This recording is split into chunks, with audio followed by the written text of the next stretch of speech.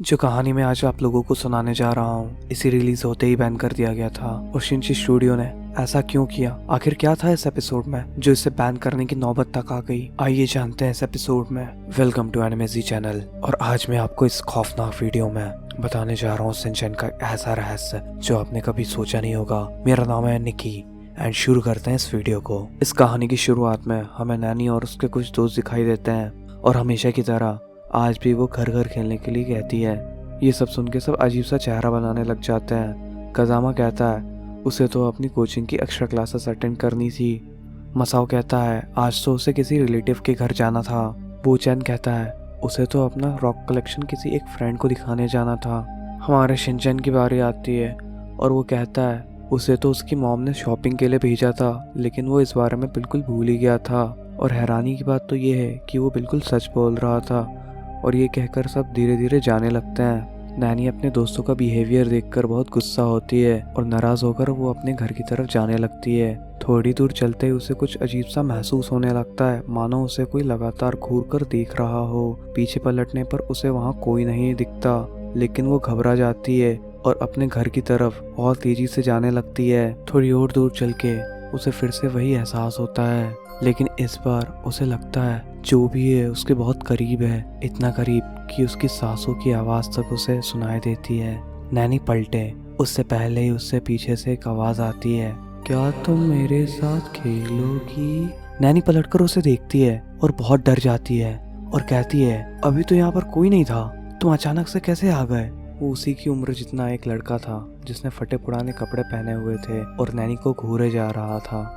नैनी के सवालों का जवाब ना देते हुए वो अपनी जेब से निकालकर एक खिलौना तोहफे में देता है और नैनी से उसे दोस्त बनने के लिए कहता है। नैनी तोहफा लेने से इनकार कर देती है और वो जैसे ही उसका चेहरा गौर से देखती है नैनी बिल्कुल सहम जाती है और पूरी जी जान लगाकर अपने घर की तरफ दौड़ना शुरू कर देती है। उस लड़के का चेहरा पूरा जला हुआ था और उसकी आंखें थी ही नहीं। नैनी जैसे तैसे अपने घर पहुंच जाती है और सुकून की एक सांस लेती है और सोचती है आखिर वो लड़का कौन था और मुझसे क्या चाहता था। सीन चेंज होता है और नैनी हमें सोते हुए दिखाई देती है। अचानक से उसे कुछ आवाज़ आती है जैसे कि कोई इधर से उधर भाग रहा हो, कूद रहा हो।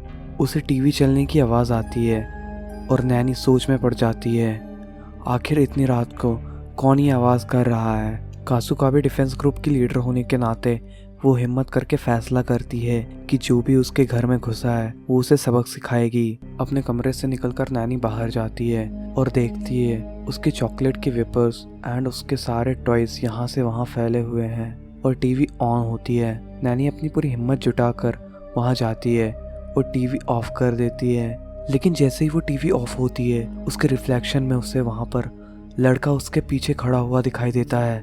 नैनी पलटती है और वहाँ कोई नहीं होता और अचानक से कोई नैनी का हाथ पकड़ता है और पीछे से आवाज आती है, क्या वो उसके साथ खेलेगी? और ये शब्द और आवाज सुन के वो समझ जाती है कि ये और कोई नहीं वही लड़का है।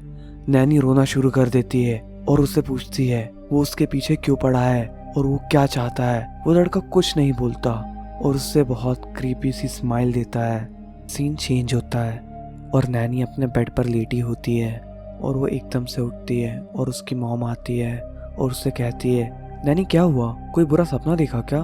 तुम्हें तो बहुत तेज बुखार है। देन उसे वो मेडिसिन देती हैं। नैनी बहुत शॉक में होती है और उसे कुछ समझ नहीं आ रहा होता है आखिर वो हो क्या रहा है उसके साथ, आखिर वो सपना था या सच।